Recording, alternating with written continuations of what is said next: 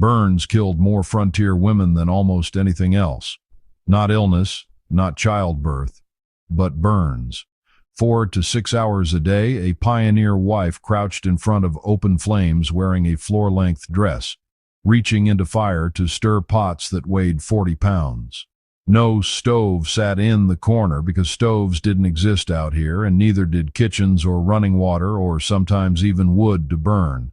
How anyone survived cooking at all is the real question, not how they managed to do it. Before you could cook anything, you needed fire, and fire on the frontier was never guaranteed. Matches existed, but early versions required bone-dry storage or they wouldn't strike, and some had a habit of exploding on contact, which earned them the nickname Lucifers. Flint and steel worked better for most families, along with directing sunlight through a piece of glass on clear days. What really kept people alive was simpler than any of that, and it came down to never letting the fire die in the first place. Pioneers who woke to cold ashes faced a choice between spending half a day starting fresh or walking miles to borrow fire from the nearest neighbor. The word curfew traces back to the medieval French couvre-feu, meaning fire cover, a metal lid placed over embers at night to keep them smoldering until morning.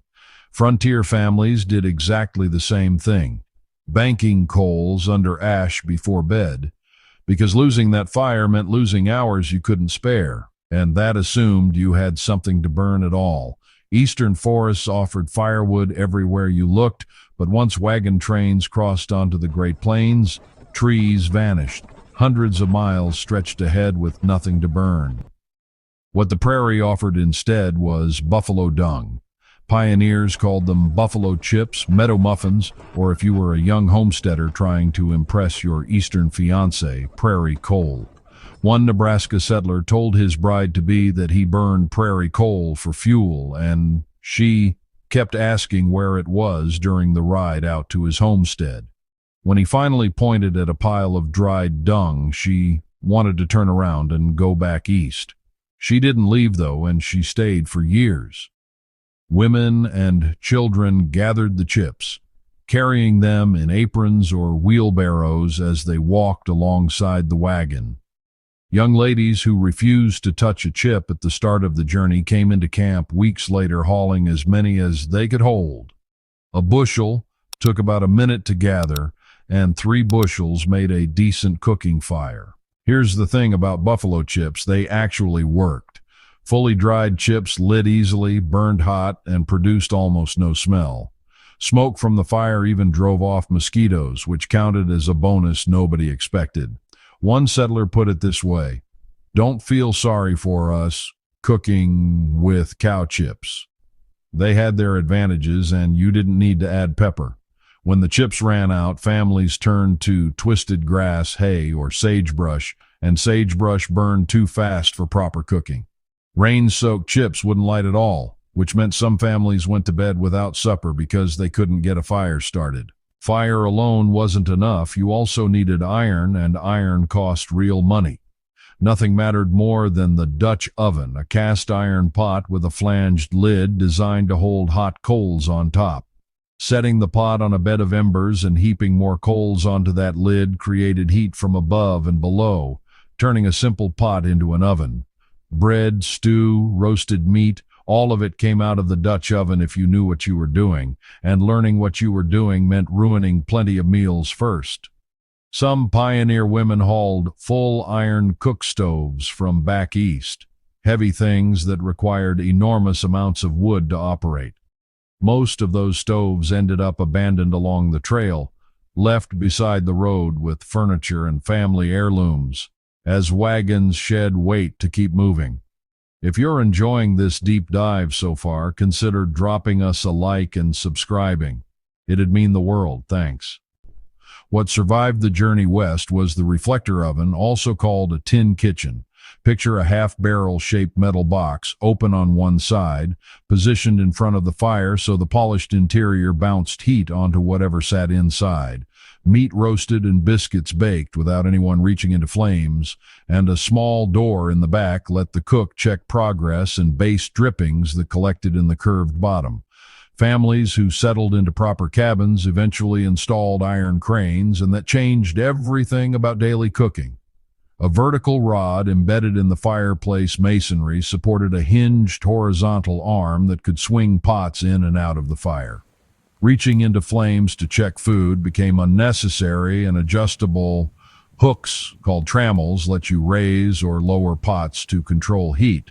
Owning one of these setups meant you were living well by frontier standards. Good equipment helped, but cooking still meant risking your life every single day. Before iron cranes became common, families relied on lug poles, freshly cut poles of green wood suspended across the chimney opening with pots hanging from chains attached to them. Green wood doesn't burn right away, which made it seem like a safe option. What happens over time is different, though. Constant heat dries the wood out, charring sets in, and one day the pole snaps without warning. One 19th century account documented that burns from falling lug poles were common and many proved fatal. Boiling liquid dumping onto the cook was a real occupational hazard of frontier life. Open flames created their own dangers beyond the equipment failures. Pioneer women worked in floor-length dresses and petticoats, bending over hot coals to stir pots while fabric hovered inches from the fire. Hems caught flame without warning, and back pain from constant stooping became universal among women who cooked this way for years. Children made everything more dangerous because children were always underfoot. Toddlers sat at their mother's feet while she cooked, their small dresses hanging close to open flame in a room that served as kitchen, bedroom, and everything else at once. Hauling water from a creek or well happened 5 to 10 times a day, every drop heated over fire for cooking, washing dishes, laundry, and bathing. A typical day started before dawn when women revived the previous night's fire from the ashes. Green coffee beans went into a pan for roasting, then grinding by hand, then brewing over the flames. Breakfast meant cornmeal mush or Johnny cakes cooked on a flat surface propped against the fire. Sometimes a garden hoe, which explains where the name hoe cakes came from. Dinner was the big meal of the day, stew or beans or fresh game if hunting had gone well, and supper was whatever remained. The schedule repeated every single day with no breaks and no days off. Heavy rain that soaked the fuel meant no fire, and no fire meant eating hardtack, flour, and water baked into a cracker hard enough to last for years, but requiring a soak in coffee just to become chewable. Cooking food was half the problem, and keeping it from spoiling was the other half. Meat required preservation the moment butchering finished because nothing stayed fresh for long. Salt curing meant rubbing every crevice of the meat with salt, packing it into a barrel, covering everything with brine, and waiting weeks for the process to work. Cooking that meat required soaking it for an entire day first, just to make it edible again.